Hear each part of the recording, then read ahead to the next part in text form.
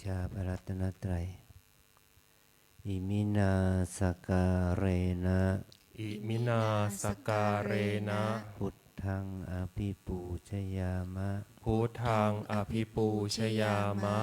อิมินาสการเรนะอิมินาสการเรนะธัมมังอภิปูชยามะธัมมังอภิปูชยามะอิมินาสการเรนะอิมินาสการเรนะสังฆังอภิปูชยามะสังฆังอภิปูชยามะอะระหังสัมมาสัมพุทโธภควาอะระหังสัมมาสัมพุทโธ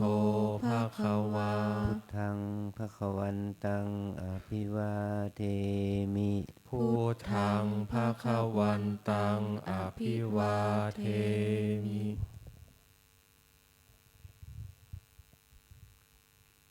สวากขาโตภควตาธัมโมสวากขาโตภะคะวะตาธัมโมธัมมังนัมสสามิธัมมังนามัสสามิสุปฏิปันโนภควโตสาวกสังโฆสุปฏิปันโนภะคะวะโตสาวกสังโฆสังฆังนามามิสังฆังนะมามิ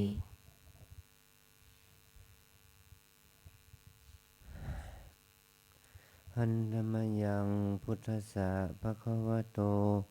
ปุพพาคะนมการังกโรมาเสนะโมตัสสะภะคะวะโตอะระหะโตสัมมาสัมพุทธัสสะนะโมตัสสะภะคะวะโตอะระหะโตสัมมาสัมพุทธัสสะนะโมตัสสะภะคะวะโตอะระหะโตสัมมาสัมพุทธัสสะ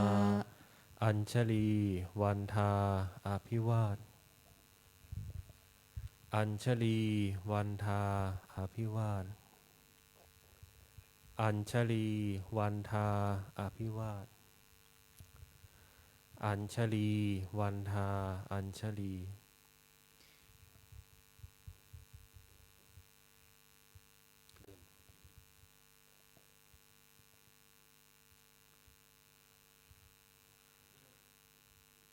ขอนิมนต์พระภิกษุสงฆ์กราบพระอาจารย์เจ้าคุณพร้อมกันสามเณรไม่ชีโยคีกราบทีหลังอัญชลีวันทาอภิวาทอัญชลีวันทาอภิวาทอัญชลีวันทาอภิวาทอัญชลีวันทาอัญชลีนิมนต์สามเณรเรียนเชิญคณะแม่ชีโยคีทุกท่านน้อมกราบท่านเจ้าคุณพระอาจารย์พร้อมกันค่ะอัญชลีวันทาอภิวาทอัญชลีวันทาอภิวาทอัญชลีวันทาอภิวาทอัญชลีวันทาอัญชลีนิมนต์พระให้สิ้น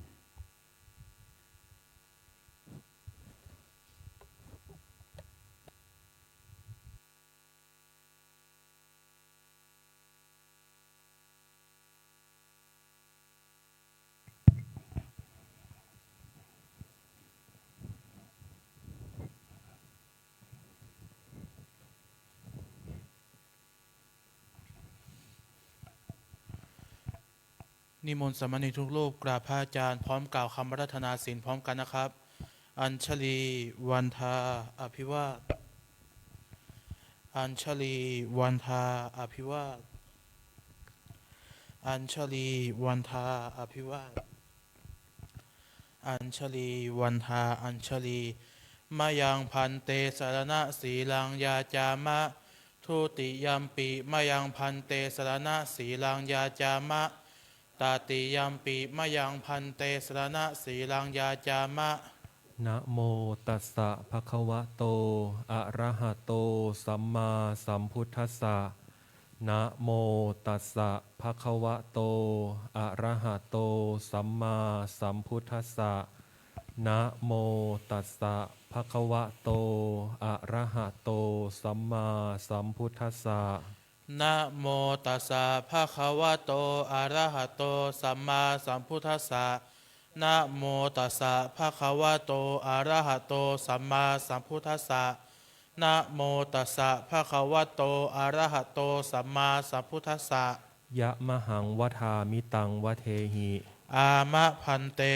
พุทธังสรณังคัจฉามิ พุทธังสารนังคัจฉามิ ธัมมังสรณังคัจฉามิ ธัมมังสารนังคัจฉามิ สังฆังสรณังคัจฉามิ สังฆังสารนังคัจฉามิ ทุติยัมปิพุทธังสรณังคัจฉามิ ทุติยัมปีพุทธังสารนังคัจฉามิ ทุติยัมปิธัมมังสรณังคัจฉามิ ทุติยัมปีธัมมังสารนังคัจฉามิ ทุติยัมปิสังฆังสรณังคัจฉามิ ทุติยัมปีสังฆังสารนังคัจฉามิ ตติยัมปิพุทธังสรณังคัจฉามิ ตาติยัมปีพุทธังสารนังคัจฉามิ ตติยัมปิธัมมังสรณังคัจฉามิ ตาติยัมปีธัมมังสารนังคัจฉามิ ตติยัมปิสังฆังสรณังคัจฉามิ ตาติยัมปีสังฆังสารนังคัจฉามิ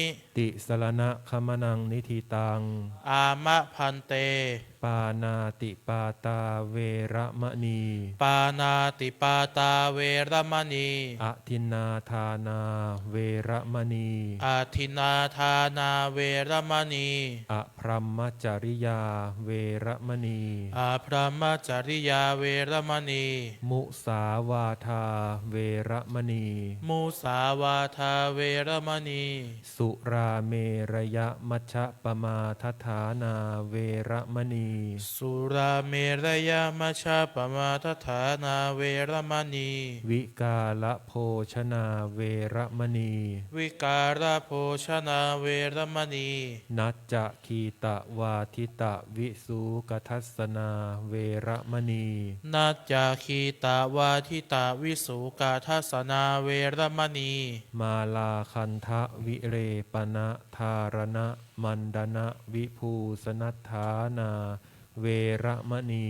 มาราคันธาวิเรปนาธารณะมันตนะวิปูสนัฏฐานาเวรมณี อุจจาสยนะมหาสยนาเวระมณี อุจจาสยนามหาสยนาเวรมณี ชาตะรูปะรัชตะปฏิคหนาเวระมณี ชาตารูปะราชตะปฏิคหนาเวรมณี อิมานิทัสสะสิกขาปทานิสมาธิยามิ อิมานิทัสสะสิกขาปทานิสมาธิยามิ อิมานิทัสสะสิกขาปทานิสมาธิยามิ อิมานิทัสสะสิกขาปทานิสมาธิยามิ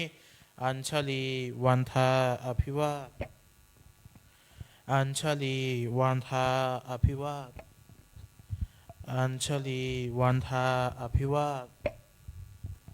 อัญชลีวันทาอัญชลี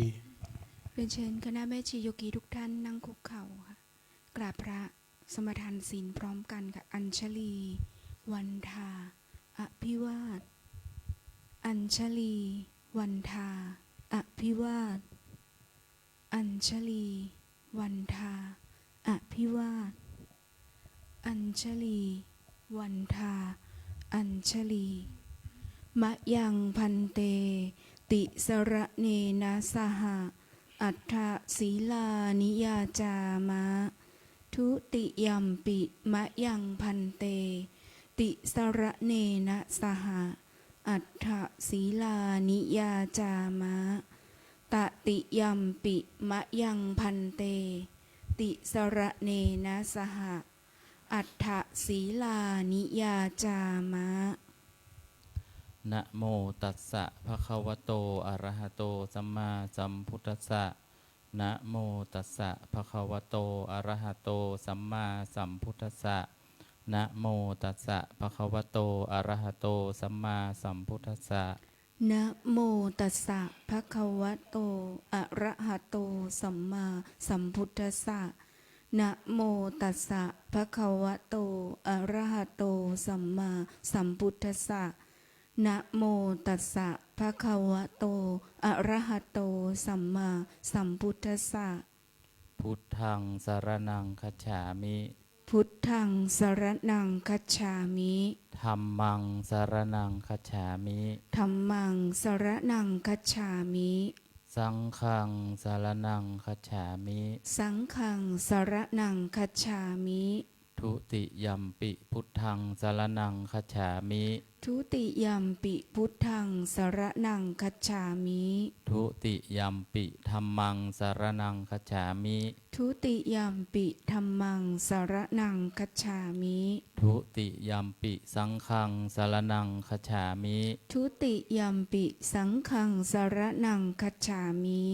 ตติยัมปิพุทธังสารนังคัจฉามิ ตติยัมปิพุทธังสรณังคัจฉามิ ตติยัมปิธัมมังสารนังคัจฉามิ ตติยัมปิธัมมังสรณังคัจฉามิ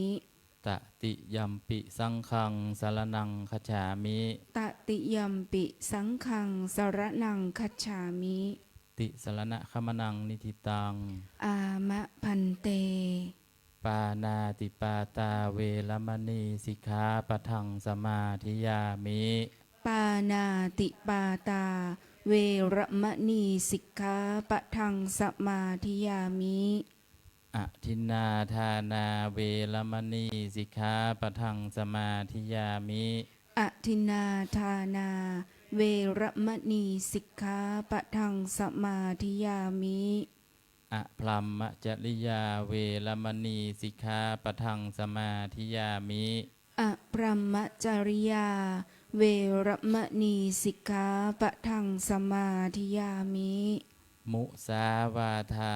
เวรมณีสิกขาปะทังสมาธิยามิ มุสาวาทา เวระมณีสิกขาปะทังสมาธิยามิ สุลาเมรยะมัชฌะปมาตฐานาเวรมณีสิกขาปะทังสมาธิยามิ สุราเมระยะมัชฌะปมาทัฏฐานา เวระมณีสิกขาปะทังสมาธิยามิ วิกาละโภชนาเวรมณีสิกขาปะทังสมาธิยามิ วิกาลโภชนา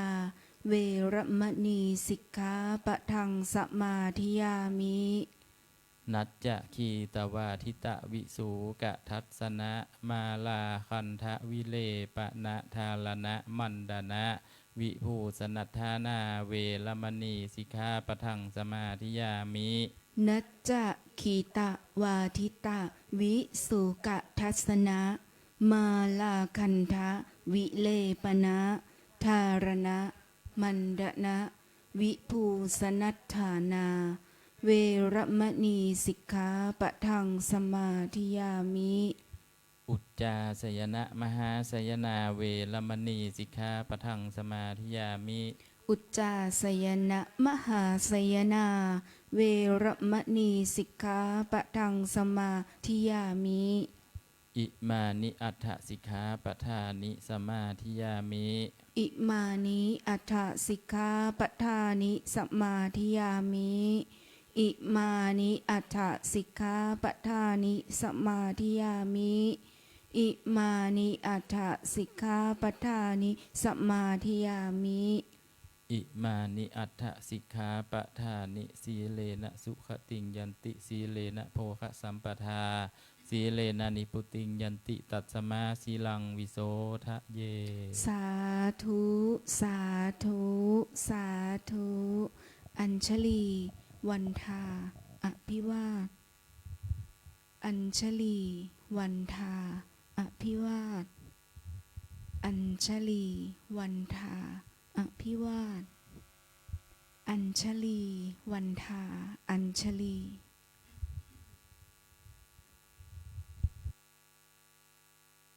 อ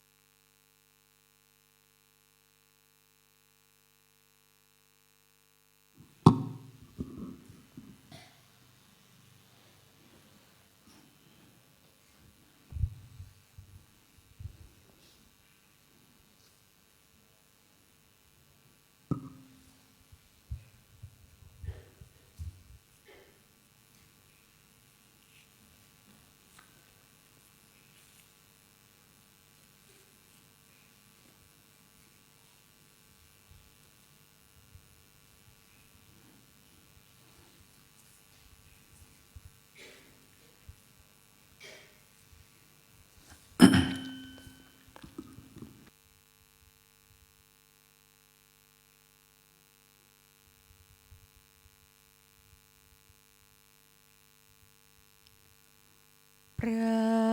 งมาจะโลกาทิปติสัมปติกาตัญชลีอานาทิวรังอายาจถาสันติเทสัตตาอปาราชักกาชาติกาเทเสธัมมังอนุกรรม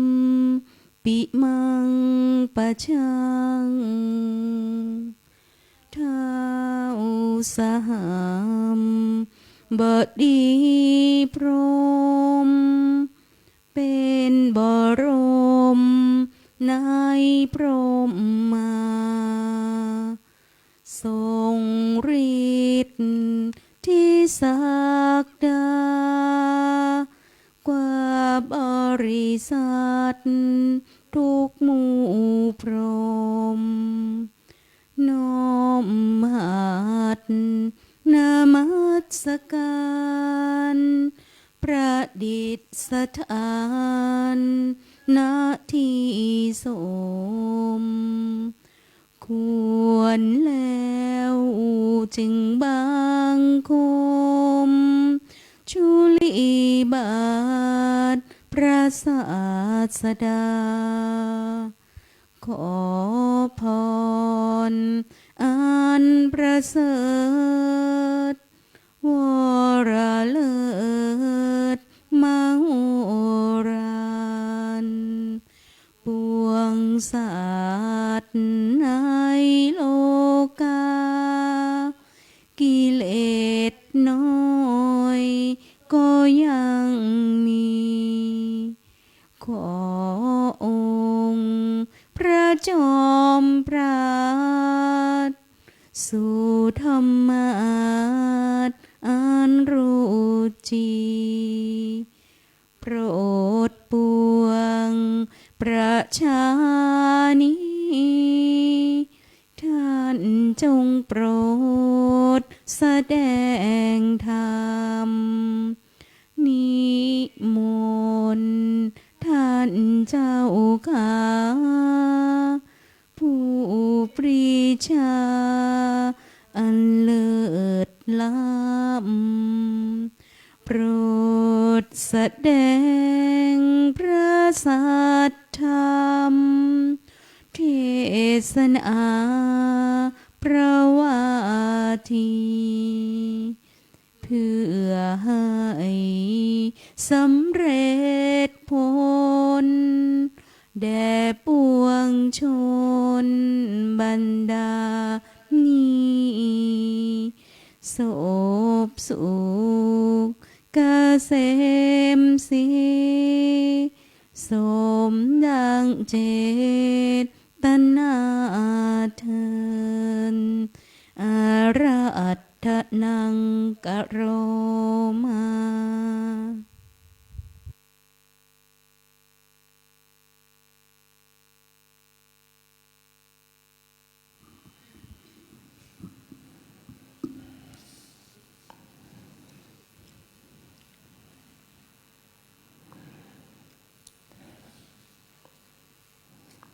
วันนี้เป็นวัน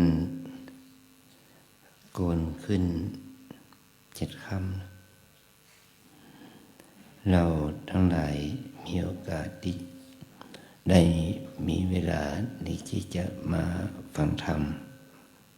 มารับศีลมาฟังธรรมกันในวันนี้แต่ว่าช่วง2 วันนี้อากาศมันหนาวเย็นคนบางคนก็กลัวหนาวจนหัวหดไม่สามารถที่จะออกมาฟังธรรมกันได้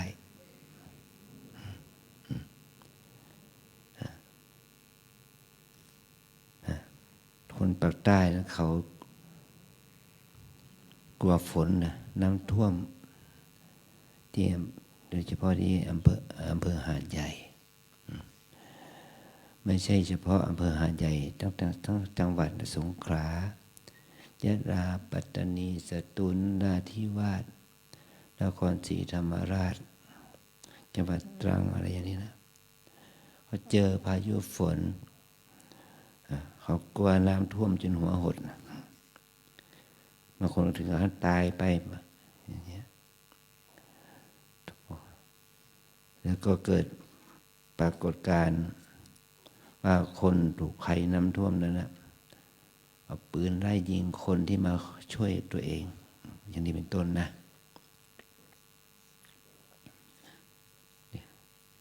มันก็เกี่ยวกับปัญหาภัยธรรมชาติที่เกิดในประเทศชาติบ้านเราเนี่ยต่อให้เป็นรัฐบาลไหนๆก็ตามแต่รัฐบาลมีอิทธิฤทธิ์แค่ไหนก็ตามแต่ก็หนีไม่พ้นเราไม่ได้เจอไฟอุทกภัยนะแต่เราเจอภัยเพราะอากาศหนาวเย็นมันก็สามารถแก้ไขได้โดยการหาเครื่องนุ่งห่มมานุ่งมาห่มให้มันหนาหน่อย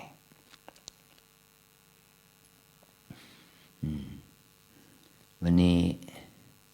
เราอดทนหน่อยนะลูกเนนนะไม่มีผ้าคลุมไหล่เหรอมีไหมมีถ้ามีก็อดทนนะ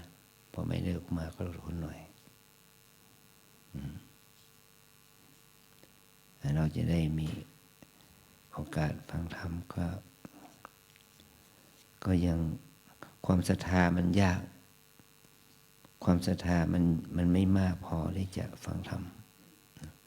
ไม่ใช่ว่าฟังธรรมมันไม่ใช่ยากอะไรแต่มันไม่มีความศรัทธานะศรัทธามันเกิดยากเราต้องมีความใส่ใจหน่อยนะ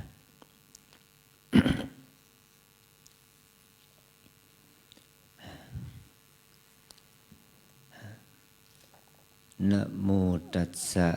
ภะคะวะโตอะระหะโตสัมมาสัมพุทธัสสะนะโมตัสสะภะคะวะโตอะระหะโตสัมมาสัมพุทธัสสะนะโมตัสสะภะคะวะโตอะระหะโตสัมมาสัมพุทธัสสะ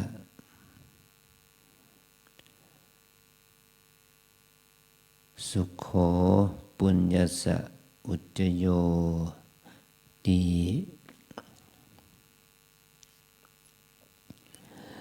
ในโอกาสวันนี้จะได้แสดงพระธรรมเทศนาปรารภถึงการสั่งสมบุญ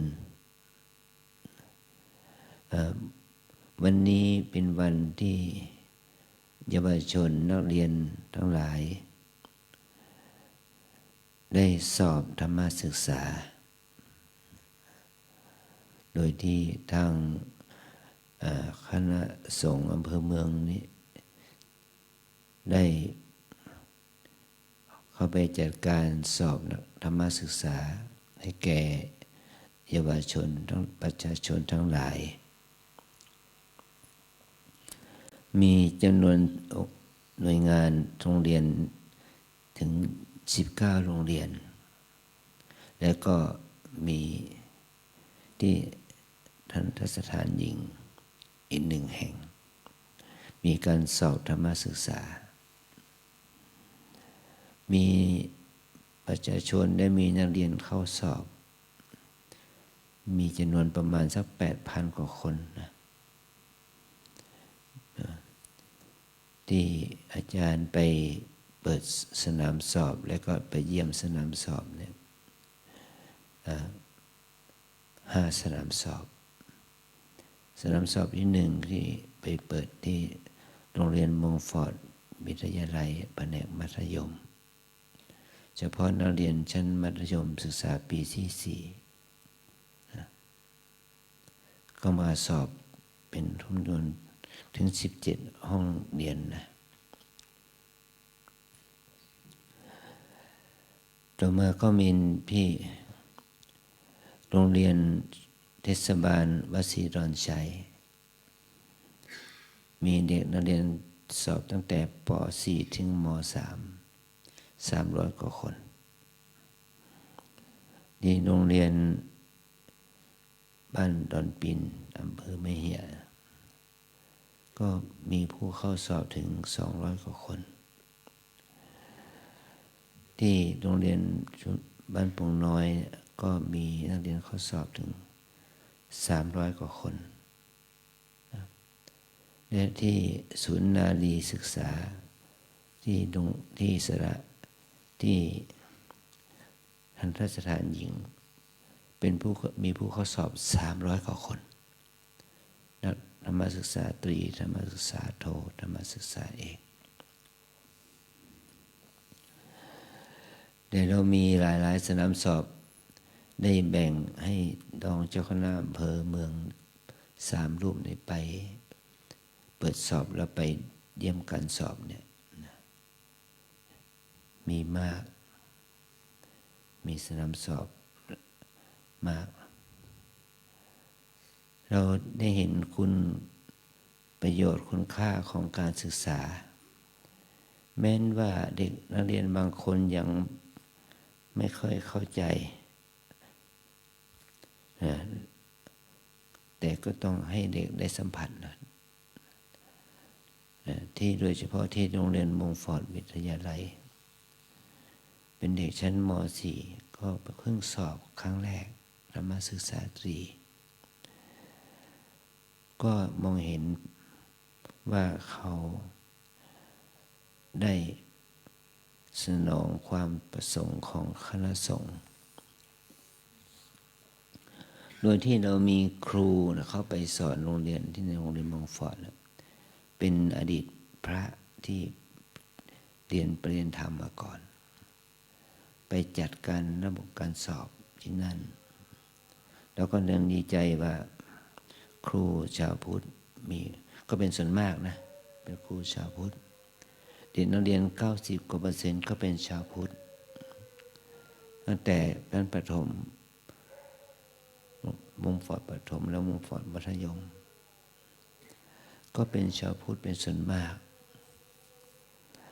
เนี่ยการที่ได้มีโอกาสได้ไป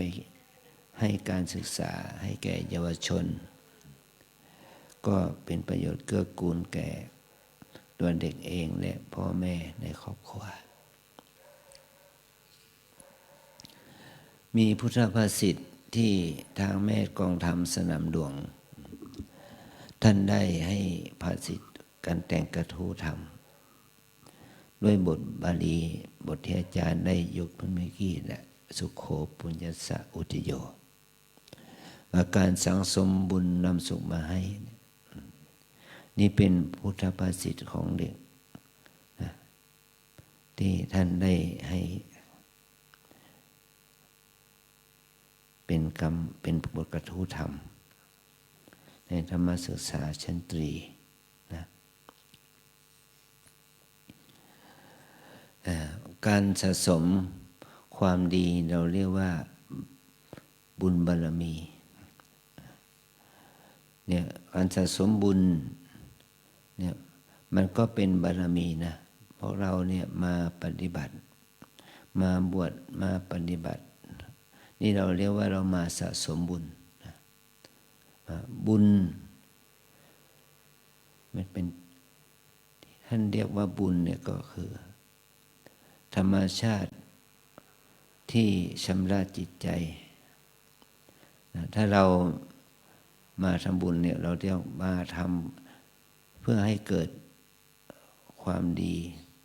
เพราะความดีเนี่ยมันเป็นธรรมชาติที่ชำระจิตใจให้สะอาดธรรมชาตินั้นชื่อว่าบุญนะธรรมชาติที่ชำระจิตใจให้สะอาดนั้นคืออะไรก็คือการทำความดี3 อย่างเราย่อเลยเนาะบุญนั้นมีลักษณะ3 อย่างที่เราทำบุญทานบุญศีลบุญภาวนาเมื่อเรามาบวชล่ะ มันก็มีการทำทานเหมือนกันเนาะมีการทำทานแม้เราจะมาบวชเป็นพระเป็นเณรมันก็มีการบำเพ็ญทาน พ่อแม่ก็มีการให้ทานถวายปัจจัยทายธรรมแก่พระภิกษุสามเณรทำบุญถวายเป็นบำรุงวัดเป็นค่าน้ำค่าไฟทำบุญที่ในวันบวชนี่เรียกว่าถวายกันพระพุทธก็เหมือนกับว่าเป็นการถวายบำรุงวัดเป็นค่าน้ำค่าไฟนั่นเองการทำบุญจะเป็นเครื่องดื่มให้แก่พระภิกษุสามที่มาเป็นพระอันดับเป็นพระอุปัชฌาย์อาจารย์ก็ถือว่าเป็นการทำบุญทานเราจะใช้อะไรทำบุญก็ได้หลายอย่างซื้อผ้าจีวรซื้อบาตรให้แก่ลูกหลานได้บวชก็เป็นการทำบุญทานบุญทานเหมือนกันเนี่ยทุกสิ่งทุกอย่างที่พ่อแม่ทำเนี่ยหรือว่าญาติพี่น้องทำเนี่ยมันก็เป็นบุญทานเราที่เป็นโยคีมาบวชเป็นโยคีต้องซื้อหาผ้าขาวเอาผ้าขาวมานุ่งมาห่มเป็นการซื้อผ้าขาวหรือว่าก็เอามาใช้หุ้มห่มก็นั่นแหละเราจะต้องแสวงหาแม้แต่ซื้อผ้าขาวเสื้อขาวในวัดเนี่ยมันก็เป็นการซื้อหาเพื่อให้เรามีเครื่องนุ่งห่มมันก็เป็นลักษณะของบุญทานเช่นเดียวกันตอนเช้าตอนเพลเราจะเห็นว่าเรามีเจ้าภาพถวายพระทหารเช้าพระทหารเพลแม้แต่ตอนเย็นมีเจ้าภาพถวายน้ำปานะเจ้าภาพถวายปัจจัยเพื่อทำอะไรแล้วเขาทำบุญเราเรียกว่าบุญทานนะบุญทานก็เกิดขึ้นนี่คือทานกุศลนะเรามีสภาพอากาศเช่นนี้หนาวเหน็บนี่ก็เราต้องแสวงหาผ้าสบงจีวรผ้านุ่งผ้าห่มเนี่ยก็เมื่อมีคนมีศรัทธาถวายเสื้อผ้าเครื่องนุ่งห่มแม้ที่สุดถุงเท้าหมวกกันหนาวก็เป็นเหตุให้มีการให้ทานนี่เราทั้งหลายจะเห็นว่าคนทั้งประเทศที่ได้สละอาหารข้าวสารอาหารแห้งอะไรอย่างนี้นะค่าเดินทางเราไปช่วยคนที่ประสบภัยน้ำท่วมก็ต้องอาศัยบุญทานให้ทานโดยความเป็นมูลนิธิองค์กรอะไรก็ตามแต่นะ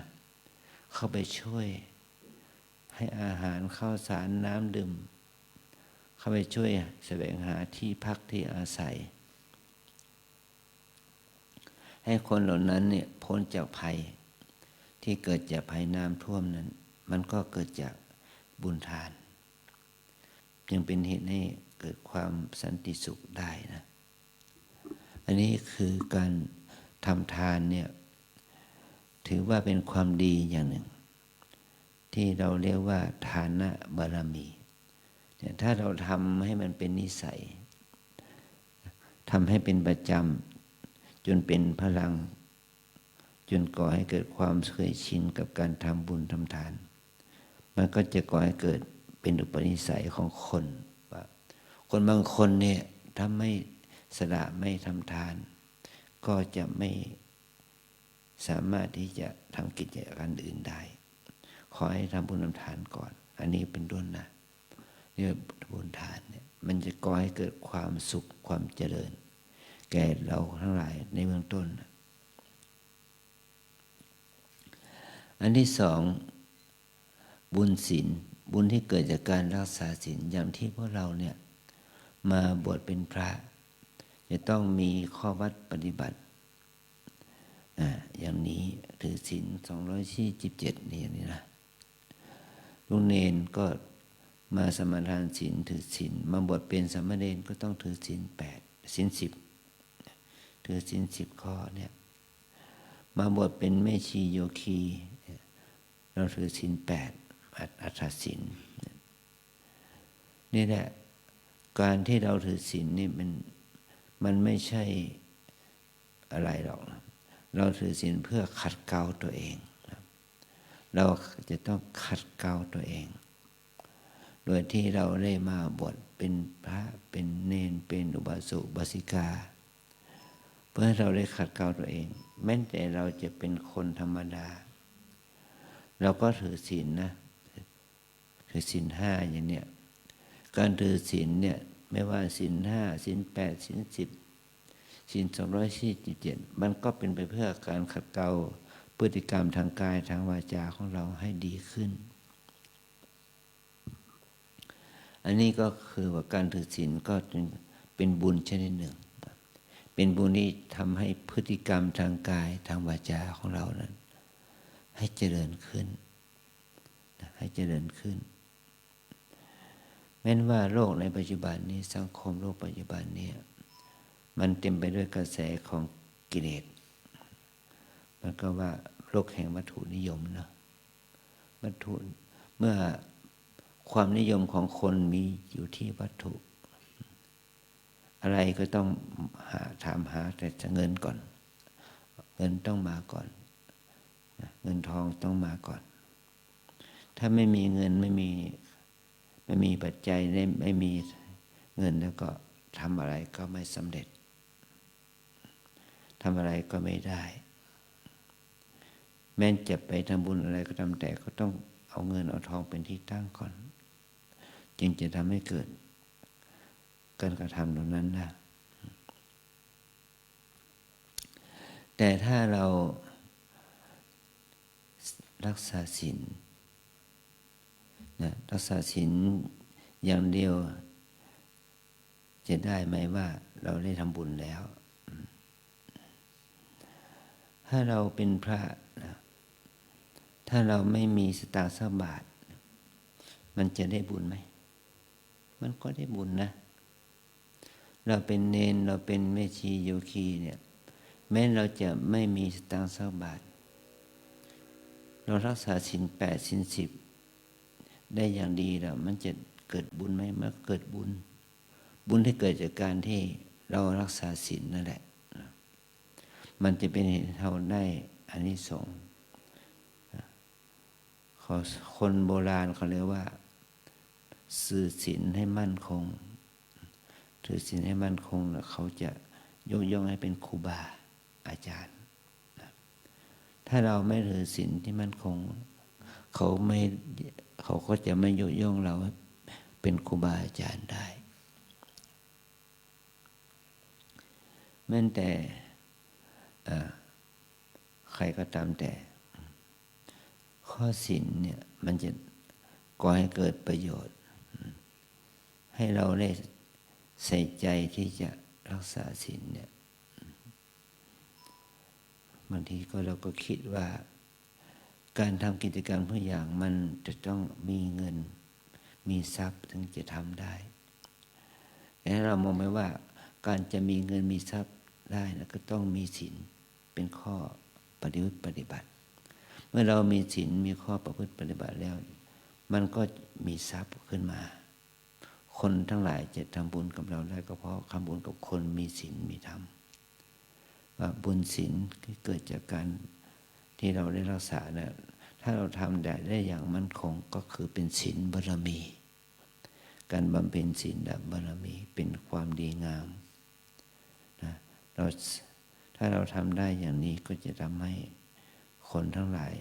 ยกย่องสรรเสริญเนี่ยความดีงามเนี่ยนะถ้าเราทำกิจกรรมน้อยใหญ่คนทั้งหลายบริจาคทานให้แก่เขาเหล่านั้นตอนหลังเนี่ยเขาเป็นคนไม่มีศีล มือนกับว่าถูกจับได้มีนิสัยไม่บริสุทธิ์ทุจริตก็ถูกถึงกับถูกจับเข้าคุกเข้าตารางหรือถูกจับศึกษาลาเพศก็เกิดจากความไม่มีศีลนั่นแหละก่อให้เกิดความวิบัตินะเหมือนกับว่ามีเหมือนตัวอย่างว่ามีพระรูปหนึ่งนะที่ทำกิจกรรมช่วยเหลือคนเป็นโรคเอดส์ใช่ไหมมีชื่อเสียงโด่งดังไปทั่วประเทศไทยแล้วก็ไปมุสาคนที่มาช่วยเหลือตนเองว่าตนนี้ตนเองไม่มีเงินแต่ตอนหลังเลยเขาจับได้มีเงินมีทองมากมายมีทรัพย์สินมีโฉนดที่ดินมากมายมีข้าวของเครื่องใช้มากมายนับเป็นเงินเป็นหมื่นล้านนั่นแหละเพราะว่าอาศัยเครดิตความน่าเชื่อถือมียศมีศักดิ์นะแต่ว่ามีพฤติกรรมไม่สุจริตนั่นแหละขาดศีลนะคนก็ไม่ศรัทธานะคนก็ไม่ศรัทธาเนี่ยเพราะขาดศีลทานเขาก็ไม่ทำนะเนี่ยเพราะเหตุว่าไม่มีศีลบริสุทธิ์นะเนี่ยคนเราต้องมีความซื่อสัตย์ต่อตนเองและซื่อสัตย์ต่อหน้าที่ซื่อสัตย์ต่อฐานะของเรามันจึงจะทำให้ความเจริญเกิดขึ้นกับเราได้นะอันนี้เป็นตัวอย่างเป็นตัวอย่างคนหนึ่งคนหนึ่งที่ได้ล่วงละเมิดศีลจนเป็นเหตุให้ทานที่คนอื่นทำให้และกิจกรรมที่เขายกย่องสรรเสริญก็เป็นกิจกรรมที่ดีนะแต่ก่อนเนี่ยเราจะเห็นว่าใครเป็นโรคเอดส์มีคนรังเกียจมีคนพ่อแม่เป็นเอดส์ก็ลูกหลานก็รังเกียจลูกหลานเป็นเอดส์ก็พ่อแม่ครอบครัวก็รังเกียจญาติมิตรก็รังเกียจเนี่ยแต่เขาทำในฐานะที่ไม่รังเกียจใครจนเป็นที่ยอมรับนับถืออันนั้นเป็นกิจที่ดีแล้วแต่สิ่งที่เขาเสียก็คือเขาเอาเรื่องของทานมาบังมาทำในสิ่งที่ไม่ดีนะผลของทานมันไม่สามารถที่จะทำให้ดีได้มันก็ทำให้เสียศีลด้วยนะเนี่ยอันนี้คือเราให้แยกแยะว่าบุญทานเป็นอย่างหนึ่งบุญศีลเป็นอย่างหนึ่งนะให้แยกแยะถ้าเราแยกแยะได้แล้วก็เราก็ทำกิจกรรมน้อยใหญ่ให้มันถูกต้องนะบุญอันที่สามสะสมบุญอันที่สามก็บุญภาวนาบุญภาวนาแบ่งออกเป็นสองประเภทสมถภาวนาและวิปัสสนาภาวนาเมื่อเรามาฝึกจิตเนี่ยเราเจริญสมาธิสมถภาวนาถึงขั้นได้ถึงฌานอภิญญานะสมถภาวนานี่มีก่อนมาก่อนสมัยพระพุทธเจ้าอุบัติขึ้นสมาธิภาวนาสมถภาวนาเนี่ยมันเกิดขึ้นกับคนเราทุกคน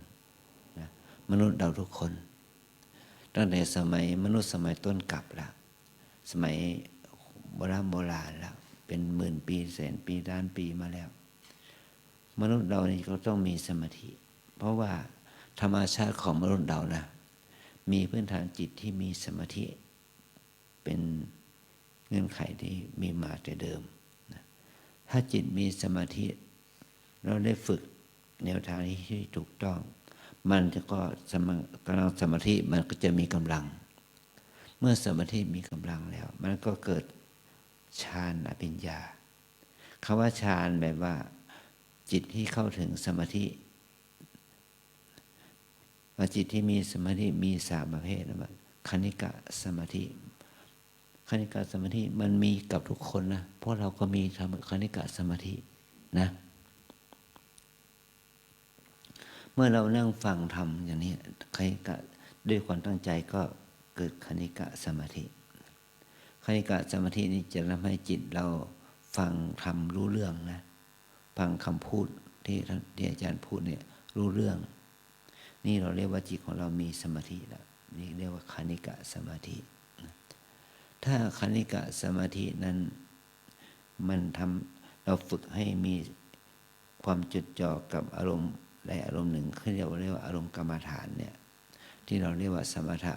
กรรมฐานเนี่ยมันก็จะก่อให้เกิดสมาธิชั้นสองเรียกว่าอุปจารสมาธิอุปจารสมาธิก็ทำให้จิตมั่นคงตั้งมั่นขึ้นนี่เรียกว่าอุปจารสมาธิเมื่ออุปจารสมาธิมันมีกำลังมากขึ้นจนถึงระดับแนบแน่นขจัดตัวกิเลสในใจเรา5 ประการ5 อย่างนะ5 อย่าง1ก็คือกามฉันทะความพอใจในกามความพอใจในรูปเสียงกลิ่นรสสัมผัสเรื่องเพศเรื่องเมถุนก้าวข้ามได้เห็นโทษของกามนะอันที่2พยาบาทความโกรธเกลียดชังความโมโหร้ายไม่มีก้าวข้ามโทสะความพยาบาทได้อันที่3ความง่วงเหงาหอนอนเกียจคร้านทีนมิทะมันก็ก้าวข้ามได้เพราะอำนาจแห่งความที่มีสมาธิจะมีความขยันขึ้นมา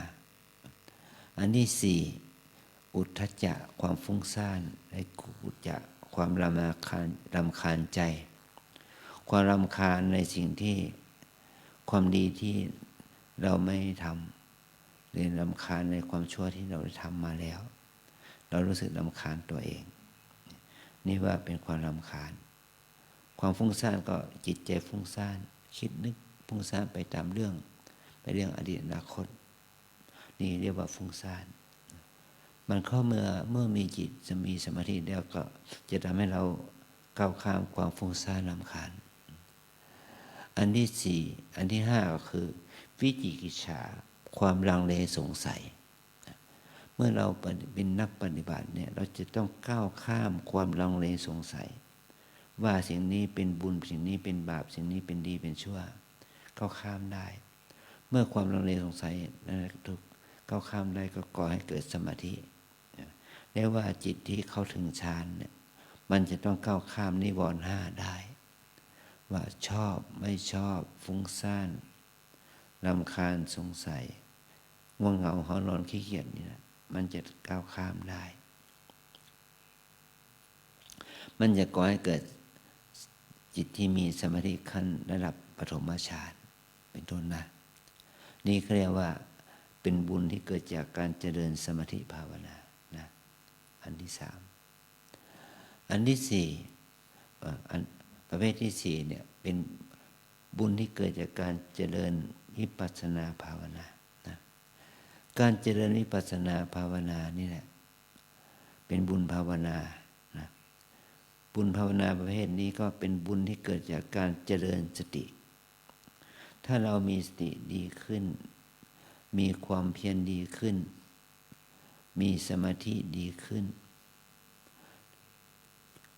สติสมาธิความเพียรดีขึ้นแล้วก็จะทำให้เราเกิดปัญญา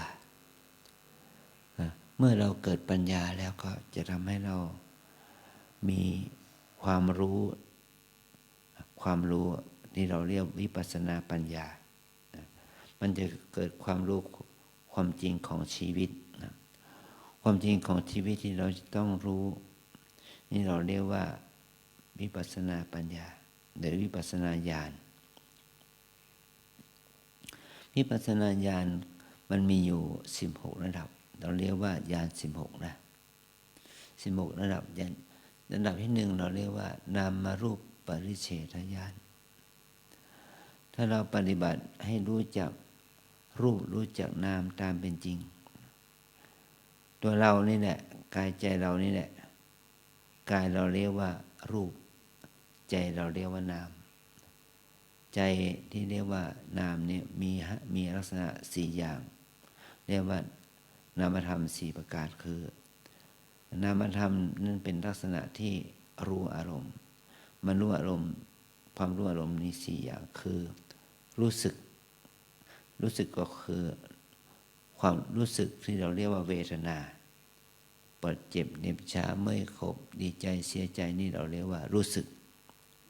อันที่สองรู้จำคือสัญญาความจำได้หมายรู้เรียกว่าสัญญาเป็นรู้จำอันที่สามคือรู้คิดมีความคิดเกิดขึ้นคิดดีคิดไม่ดีคิดที่เป็นบุญเป็นบาปเป็นกุศลอกุศลแต่เมื่อเรารู้ตามความเป็นจริงแล้วเราละความรู้ในทางที่เป็นบาปเป็นอกุศลขึ้นมาก็ทำให้ความรู้ที่เป็นบุญเป็นกุศลเกิดขึ้นแทนนี่ว่ารู้คิดนึกอันที่สี่คือรู้วิญญาณอันที่สามนั้นรู้สังขารอันที่สี่รู้วิญญาณวิญญาณแปลว่ารู้พิเศษรู้พิเศษทางตาคือเห็นรู้พิเศษทางหูคือเสียงรู้ทางจมูกคือรู้กลิ่นรู้ทางลิ้นคือรู้รสรู้ทาง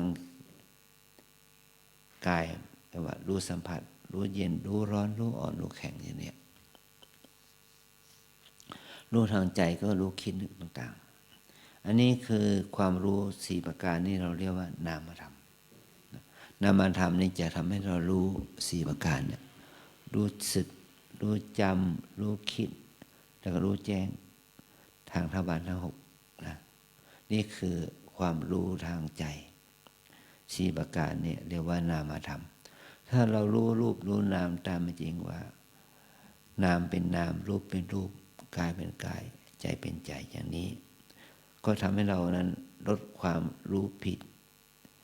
คิดที่คิดว่าที่เราเรียกว่าเป็นหญิงเป็นชายนะ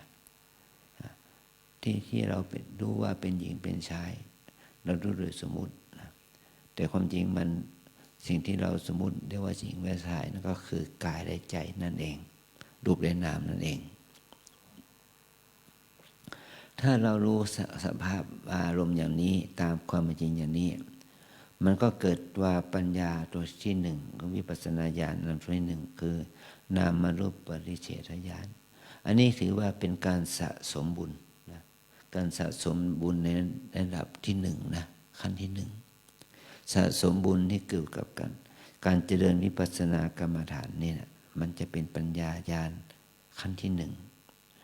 แต่วิปัสสนาญาณมันมีทั้ง16ขั้น16ระดับนะ16ระดับถ้าวิปัสสนาญาณถึงระดับที่14มันจะก่อให้เกิดปัญญาความรู้คือบุญระดับสูงสุดที่จะทำให้เราฆ่ากิเลสได้ประหารกิเลสได้นะที่เราเรียกว่ามรรคญาณญาณระดับที่15ก็เรียกว่าผลญาณญาณระดับที่16เราเรียกว่าปัจเจเวคขณญาณ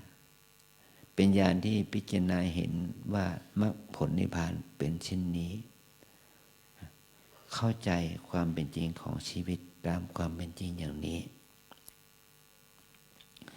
ญาณระดับที่14-15เนี่ยเป็นญาณระดับโลกุตตรธรรมเป็นบุญระดับโลกุตตรกุศลเนี่ยบุญที่เกิดจากการที่เราได้บำเพ็ญวิปัสสนาภาวนาเป็นโลกุตตรกุศลอย่างนี้นี่แหละเราเรียกว่าเป็น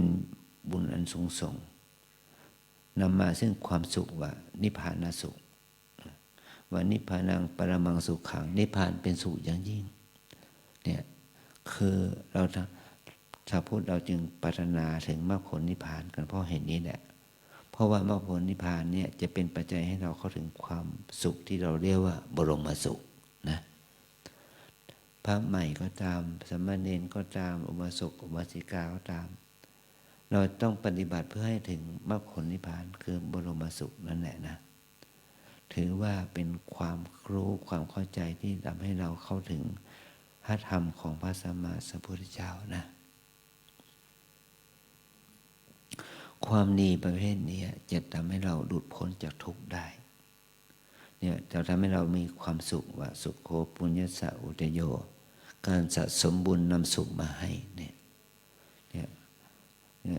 ทุกข์มันก็เกิดนะทุกข์ทางกายทุกข์ความหิวความกระหายทุกข์เพราะอุณหภูมิความหนาวร้อนนะแต่เราได้ถึงมรรคผลนิพพานได้ก็ทำให้เราถึงความสุข สุขตัวนี้สุขคือเกิดจากการที่เราดับกิเลสได้ ดับตัณหาราคะได้ความที่เราเข้าถึงความดับกิเลสได้ดับตัณหาราคะได้นี่แหละเป็นบรมสุขที่เราควรที่จะขวนขวายให้เข้าถึงความดีงามนี้นะนี่เราต้องต่อเราขอให้เราได้มีความเพียรนะที่จะต่อสู้กับทุกกายทุกใจทุกภกิเลสต่างๆนะถ้าเราต่อสู้ก้าวข้ามทุกเหล่านี้ได้แล้วก็เข้าถึงความสุขที่เกิดจากวิปัสสนาปัญญาตามลำดับบุญทั้งหลายทุกอย่างบุญทานบุญศีลบุญสมาธิภาวนาบุญปัญญาภาวนาเนี่ยมันก็ทำให้เราได้ถึงความสุขตามฐานะของเราที่เราจะเข้าถึงเนี่ยความดีงามนี่จะทำให้เราเข้าถึงความดีงามนะจึงขออนุโมทนาความดีงามของเรานะที่เราได้ทำมาเนี่ยเราทั้งหลายจงตั้งใจทำการประพฤติปฏิบัติธรรมนะในช่วงนี้นะพวกเรามีนักปฏิบัติชาวต่างประเทศที่เป็นทั้งชายหญิงนะมีถึง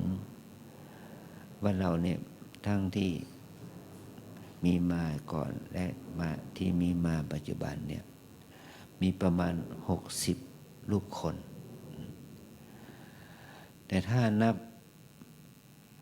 โยคีชายหญิงของเราเนี่ยทั้งพระเนรของเราที่มาเป็นผู้ปฏิบัติธรรมในช่วงนี้นะมีประมาณ60กว่าคนเช่นเดียวกันนะถ้าเรามาพูดถึงตรงนี้ก็เห็นว่า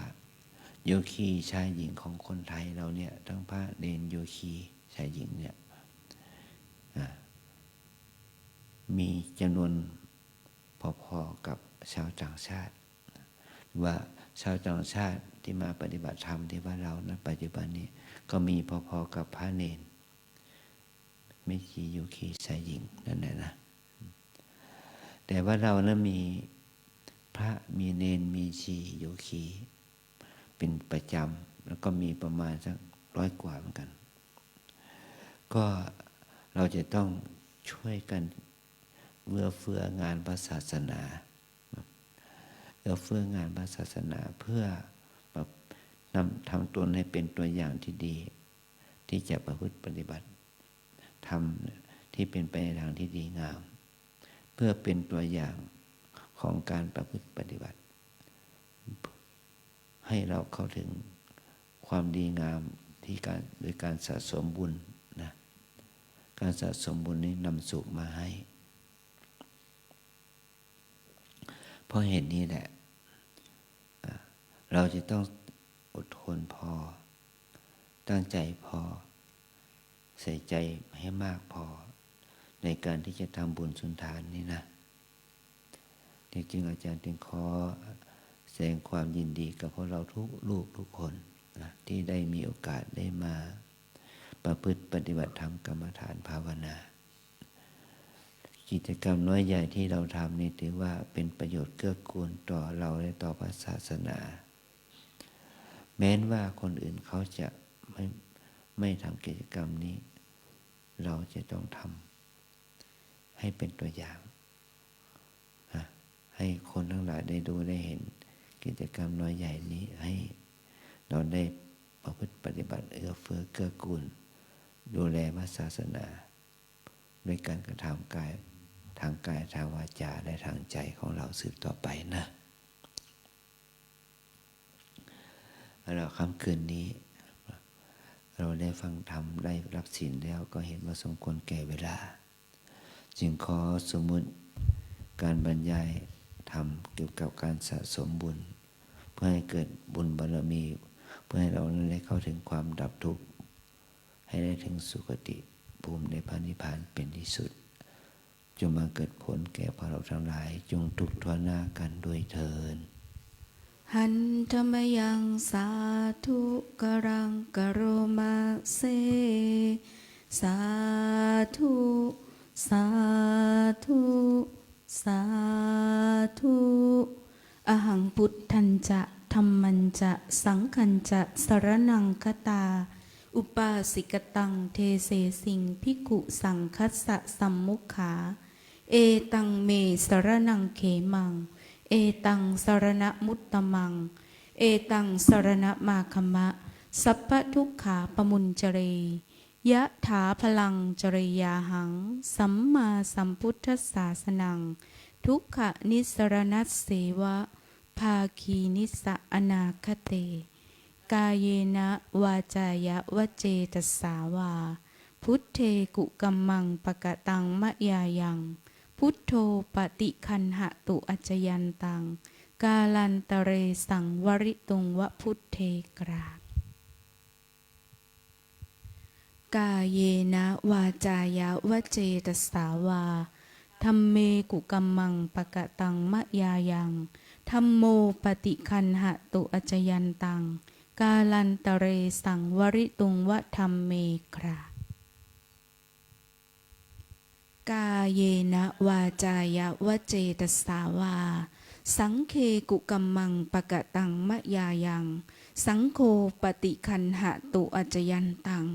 การันตะเรสังวริตุงวะสังเคกราบ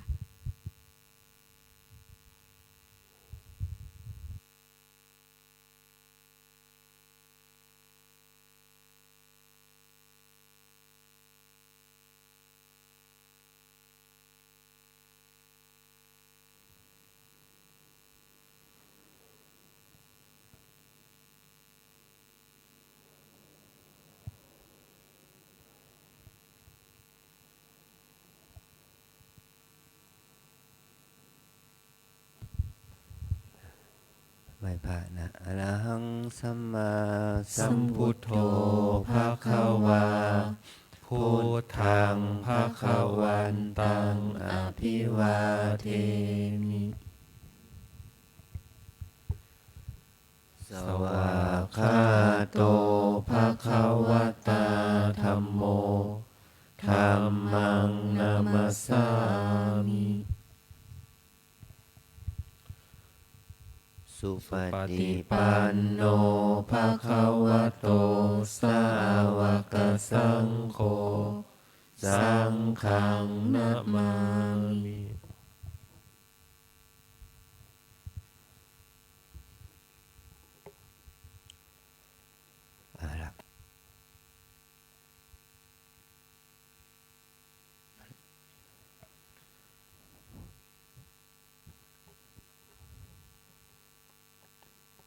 กลับได้แล้ว กราบพระอาจารย์เจ้าคุณพร้อมกัน อัญชลีวันทาอภิวาท อัญชลีวันทาอภิวาท อัญชลีวันทาอภิวาท อัญชลีวันทาอัญชลี นิมนต์สามเณรเรียนเชิญคณะแม่ชีโยกีทุกท่าน น้อมกราบท่านเจ้าคุณพระอาจารย์พร้อมกันค่ะ อัญชลีวันทาอภิวาท อัญชลีวันทาอภิวาท อัญชลีวันทาอภิวาท อัญชลีวันทาอัญชลี ยัตตาโรธรรมาวัฏันติอายุวันโนสุขังภะลัง สาธุ สาธุ สาธุค่ะก็ขออนุญาตใช้เสียงนะ ก็ให้โยกีทั้งสองฝั่งช่วยกันปิดประตูหน้าต่าง